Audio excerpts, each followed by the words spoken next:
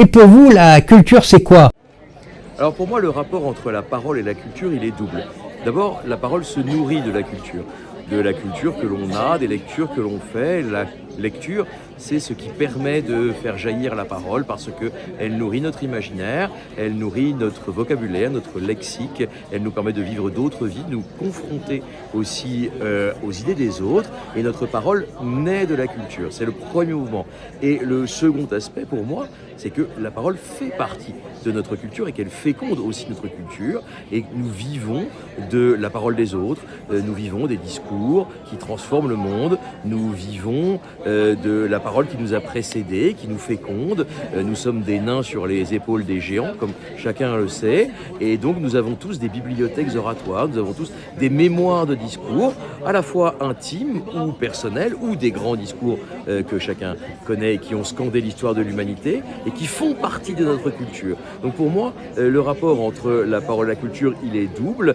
Notre parole est le fruit de notre culture, et en retour, notre parole et la parole des plus grands féconde la culture des autres.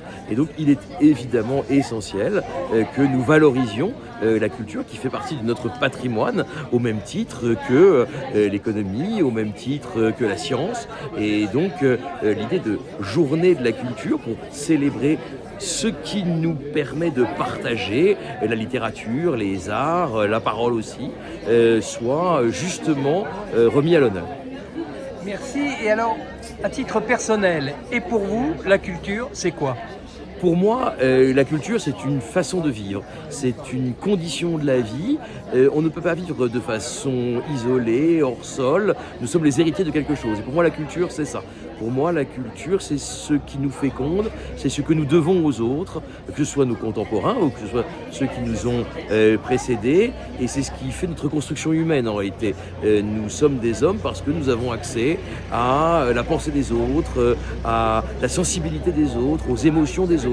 Et c'est au fond ça qui fait le cœur de l'humanité, c'est-à-dire que nous sommes doués de raison et d'émotion, et tout cela fait notre culture, c'est-à-dire ce qui rend la vie vivable et ce qui fait que la vie n'est pas simplement une matérialité, mais qu'il y a au-dessus de nous une spiritualité, qu'il y a au-dessus de nous une émotion, une esthétique.